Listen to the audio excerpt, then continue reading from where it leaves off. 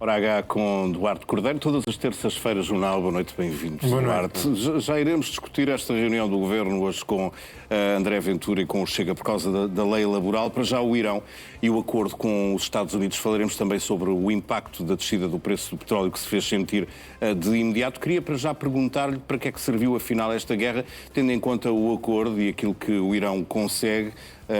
Sob o mesmo regime, fica sem sanções, vai ter ou vai haver paga financiada pelo menos a reconstrução do país e vai recuperar os ativos congelados.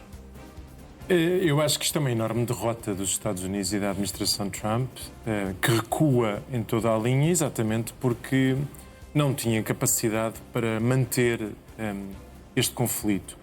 E aquilo que nós verificamos é que a grande vitória dos Estados Unidos é a abertura do Estreito de Hormuz, que estava aberto antes da guerra. E, portanto, aquilo que eram as sanções, as preocupações com o programa nuclear, neste momento está remetido para análises técnicas que durante os próximos 60 dias vão procurar entrar em detalhe.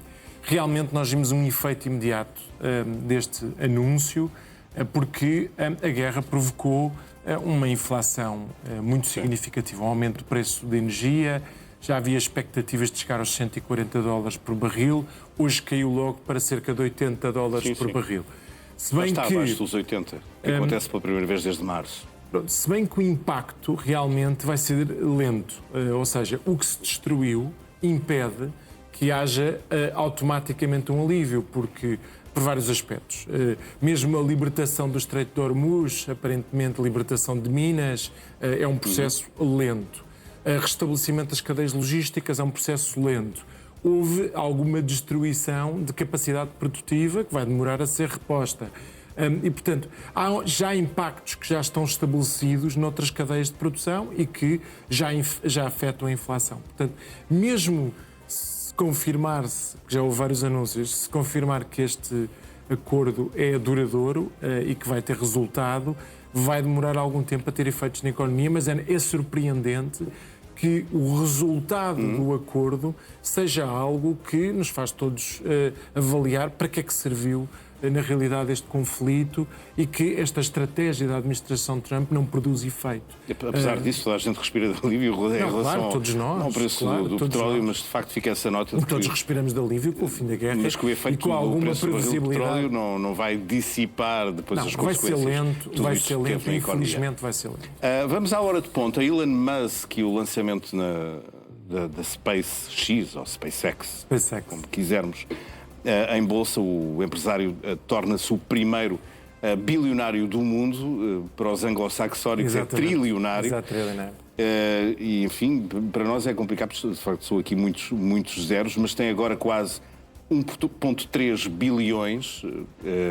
Temos uma ordem de grandeza, é 3 vezes e meio o que nós produzimos todos os anos. Estive a ler, por exemplo, país... os 4 mais ricos a seguir ele, se juntassem todo o dinheiro que têm, não teriam tanto como Elon Musk. Eu estive a ver, há mais de 170 países que não produzem num ano tanto como o que ele vai... Se Elon Musk fosse o PIB de um país, estaria muito acima no ranking. Eu também estive a ler, por exemplo, acima da Irlanda, o que é de facto impressionante. Mas esta concentração de dinheiro, tanto dinheiro numa só pessoa, pode provocar exatamente o quê? Tendo em conta que é Elon Musk? Em primeiro lugar, dar nota de que esta oferta pública teve uma particularidade. Elon Musk conserva 42% da empresa, mas tem 82% dos direitos de voto. O que significa que a riqueza e poder. Pela primeira vez há um lançamento de uma oferta pública em que, na realidade, não há nenhuma cedência de poder. É simplesmente a participação. Isso é novo. Depois, dar nota que os Estados Unidos já têm alguma concentração de riqueza. Para nós hoje termos uma noção, só para poder, eu trouxe aqui alguns números para podermos comparar, os 1% mais ricos dos Estados Unidos têm tanta riqueza como 90% dos que estão mais abaixo, dos que estão abaixo. E, portanto, nós temos hoje só os bilionários, que são cerca de 1000, mais ou menos têm qualquer coisa, do ponto de vista de PIB, qualquer coisa como o equivalente a 6%. Portanto, é uma concentração enorme. 6% do PIB americano. No momento em que nós estamos a viver e que a classe média e a classe baixa está a sofrer, porque também a inflação, o preço da habitação, o preço dos combustíveis afeta os americanos. E, portanto, nós temos hoje, e também não é por acaso, que Donald Trump recua nesta decisão da guerra, porque nós temos hoje realmente uma dualidade muito significativa, quando nós temos uma grande concentração de riqueza e a generalidade dos americanos, de classe média, de trabalhadores, não está a conseguir melhorar aquilo que é a sua situação enquanto vida. E, portanto, esta dualidade vai criar desafios muito grandes e eu acredito que mesmo os Estados Unidos vão ter que lidar de alguma maneira com esta situação. Não vai ser possível haver e projetar, desde logo, a ideia de que qualquer pessoa que trabalhe pode vir a ter um sonho de... Não, porque há aqui uma concentração que depois gera um efeito, obviamente, multiplicador, desde logo para quem detém ações. Obviamente que os americanos têm sistemas de fundos de pensões que também dependem das ações e há aqui algum efeito de dispersão, mas de todo modo há uma concentração inacreditável de riqueza neste momento. Elon Musk é também, em termos políticos, um ativista, não é? Com posições muitas vezes anti-imigração. Nós já vimos que, por vezes, esse tipo de efeito gera, da parte das administrações, um confronto e, por vezes, há decisões da administração americana, como já aconteceu também noutros países, que afeta imediatamente a riqueza destes milionários. Mas na realidade, esta é a primeira oferta pública. Vêm mais ofertas públicas relativamente a no fundo, a empresas ligadas à inteligência artificial, que vão realmente mudar do ponto de vista daquilo que é a valorização destas empresas comparado com todas as outras empresas. Vamos esperar para ver o que é que, a nível político, também pode vir aí do lado de Elon Musk, ele que tinha prometido fundar um partido nos Estados Unidos, o Partido eu acho da América. Que neste momento mas ele gosta de ser muito interventivo no que diz respeito às políticas aqui deste lado do mundo na Europa. Vamos à última hora, a reunião desta tarde entre André Ventura e Luís Montenegro, que terminou, não sei se podemos dizer que terminou com um nim, terminou com um não em relação ao pacote laboral, mas com perspectivas de negociação ainda esta semana. Como é que lê para já esta negociação entre Ventura e Montenegro, direta? Em primeiro lugar, Luís Montenegro, Primeiro-Ministro, tinha referido que não tinha uma opção, procurava navegar, por vezes, com entendimentos com o Chega e procurando outros entendimentos ao centro. Esta opção é uma opção que desmente esse posicionamento. Porque a partir do momento em que nós já vimos entendimentos com o Chega sobre matérias de soberania... Não tendo maioria, tem de negociar com alguém, não é? É verdade. Mas é também verdade que essa negociação tem no fundo, feito o PSD ceder a um conjunto de estigmas e nós não sabemos muito bem qual é que será o resultado desta negociação. Quer no tema da legislação laboral, quer no tema da PSU, vemos o PSD a aproximar-se daquilo que eram posições, em termos de valores, mais próximas daquilo que eram o Chega, especialmente no tema da PSU. E, portanto, começa a haver entendimentos de natureza quase estrutural, porque se nós verificamos que para todas as matérias que são essenciais do PSD existe um entendimento político ao Chega, isto significa que, na realidade, é o grande parceiro do governo, de reformas. Ainda ouvíamos hoje, na entrevista à Antena 1, o ministro Miguel Pinto Luz a dizer que o Chega às vezes é mais à esquerda do que o PS. Percebe a lógica da afirmação? Não, o Chega é um partido populista. Quando se pede... Provavelmente estaria também a falar disso, é? Quando se pede a descida da idade das reformas, sim, mas o Chega vai considerada a partir de uma que... posição à esquerda. Sim, todas as posições são populistas, o Chega tenta procurar chegar a elas sem qualquer tipo de lógica. Se bem que essa proposta, por exemplo, do aumento da idade da reforma, no atual contexto do nosso país, é um pouco irresponsável.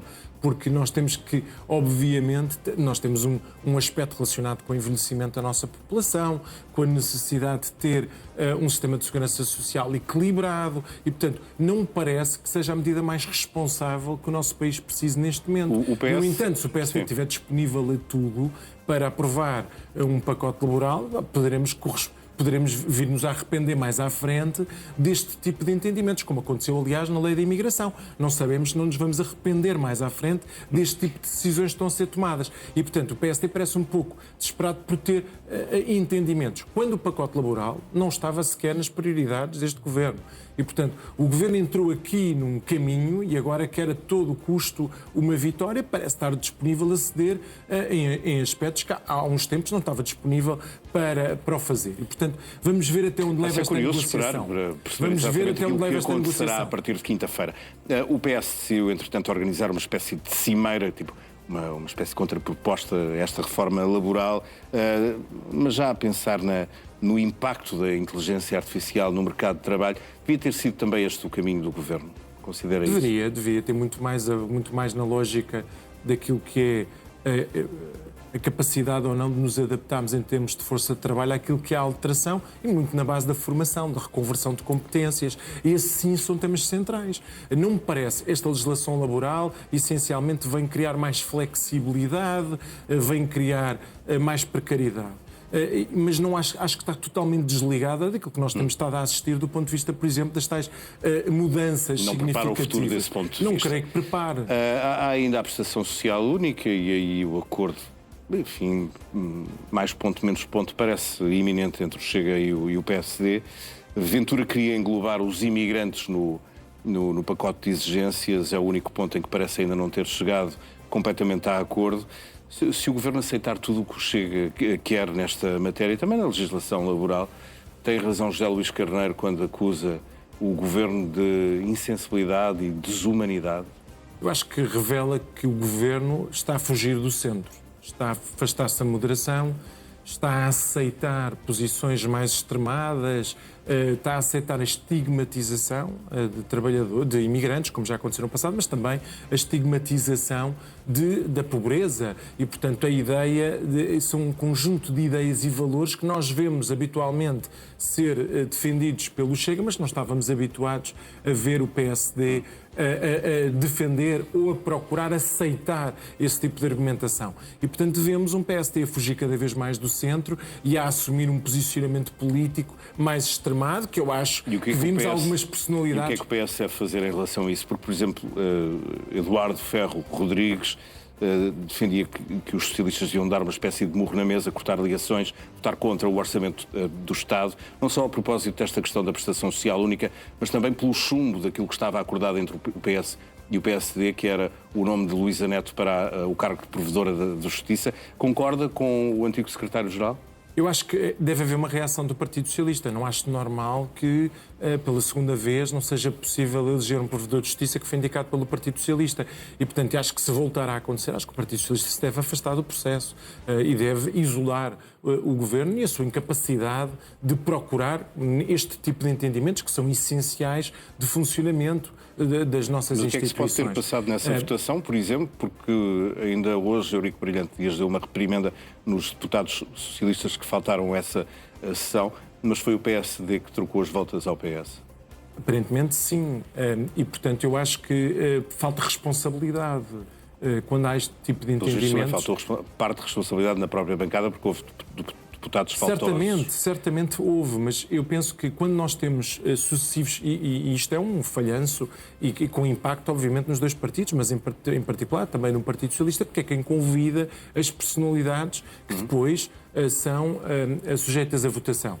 Porque, obviamente, depois, perante uma circunstância de incerteza relativamente à eleição, é normal que depois seja difícil encontrar personalidades que tenham a qualidade exigida para a função, que aceitem ser candidatos. Portanto, esse é um aspecto central do ponto de vista da nossa capacidade e credibilidade dos partidos. E, portanto, isto afeta o Partido Socialista, mas acho que também afeta o PSD, porque o PSD, quando procura este tipo de entendimentos, deve depois fazer um esforço muito significativo para os cumprir. Se não o consegue fazer, cria aqui um problema, ainda para mais num contexto em que, fazendo entendimentos políticos com o Chega, nós não sabemos efetivamente qual é a capacidade que tem.